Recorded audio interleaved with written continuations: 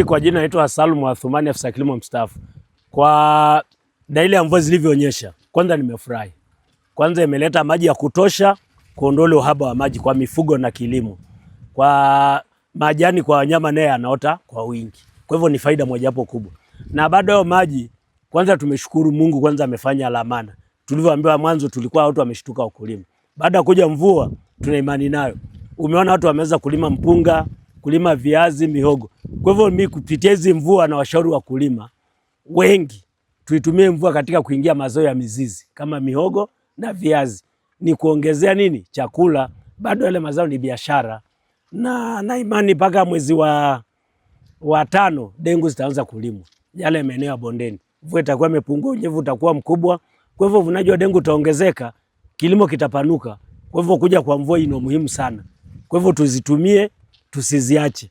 Kwa hivyo mazao yanayozalishwa ni mengi sasa hivi. Asante sana. Kutokana na hii mvua, tutapata chakula cha kutosha, mazao kama nafaka yataongezeka na mazao ya mizizi yataongezeka.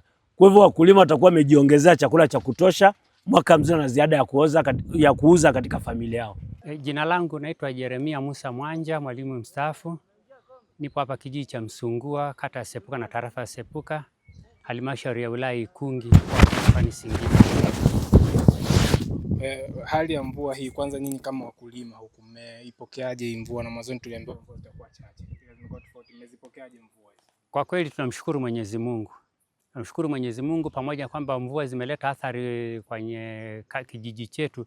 Sana sana athari sio kubwa sana, ni mabanda madogo madogo kudondoka. Lakini upande wa mazao hayajaathirika sana, japokuwa ardhi imeloana mno.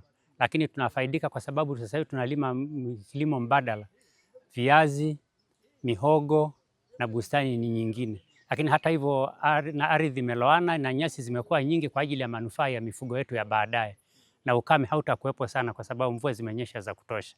Kwa tunamshukuru Mwenyezi Mungu, japokuwa kuna athari ndogo ndogo tu. Lakini ukilinganisha athari na faida iliyopo, tunaona kwamba ni afadhali mvua ziwepo kuliko kukosekana. Matumaini yenu ni?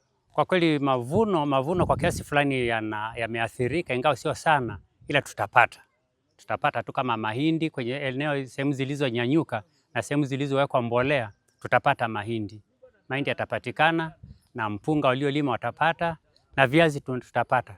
Mimi binafsi nimeshalima zaidi ya 3/4 ya eka ya viazi ambavyo tayari vimeshachanua. Kwa hiyo sehemu ambayo ardhi mahindi yameharibika, nitafidia kwenye viazi. Kweli hautakuwepo, na kama utakuwepo utakuwa ni kidogo sana, na tunaweza unajua kuna sababu, kuna sehemu zingine mji huo kijiji hichi sehemu zingine pamenyanyuka juu, mashamba ni mazuri tu. Kwa hata upatikana wa chakula, mtu anaweza kutoka sehemu A kwenda sehemu B, anapata chakula hapa tu. Mavuno tutavuna vizuri, na hata mazao ya biashara kama vile alizeti, unavyoiona hii alizeti tutapata tu, kwa kweli nazidi kwenda vizuri. Kwa majina naitwa Sharifu Yahaya, ni mkulima, natokea Sepuka Msungua. Nashukuru sana kwa hii mvua inavyonyesha. Kwa sasa hivi ni kama vile tumepata neema, ambako muda mrefu mwanzo ilituama kidogo.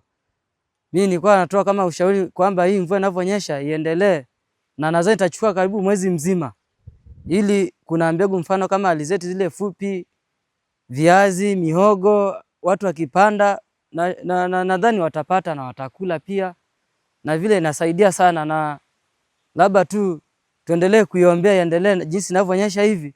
Vyanzo vingine vya maji mbalimbali kama wale wanaolima bustani waendelee kupanua wigo baadaye, ili wapate vile vioje vya maji vile, waendelee kufanya kazi kama kawaida. Nashukuru pia kwa matumaini hii mvua inavyoendelea kunyesha, nadhani hata kile kipato zaidi cha mazao kitaongezeka jinsi inavyonyesha kwa sasa. Mfano kama mwanzoni ilinyesha baadaye ikatulia, lakini kwa sasa naona imeendelea vizuri kuwa na kustawisha hii mimea, inadidi kuwa imara zaidi. Nadhani watapata mavuno ya kutosha. Kwa hiyo ningeshauri wasiendelee kukata tamaa, waendelee kulima sasa hivi, na watapata kwa hichi kipindi bado cha muda mrefu mpaka kufikia mwezi wa 4 wa 5, nadhani watapata. Kwa jina naitwa Yahya Hassan Kitiku. Nashukuru sana kwa mvua kurudi kwa muda huu. Kuna afadhali kidogo, inawezekana tunapata mazao. Kwa hiyo tunamshukuru Mungu sana. Ni kweli kutokana na hii mvua kurudi, inawezekana tukapata mazao na mazao haya kama mahindi na kulima mazao kama ya mizizi, viazi na mihogo. Kwa jina naitwa Mwanamisi Hamisi. Nikilimo kulima mahindi, viazi, mpunga, ndio tunaweza kupata mazao kama mahindi, mpunga, viazi na alizeti. Kwa majina naitwa Michael Saba Silali, ni afisa kilimo manispaa ya Singida.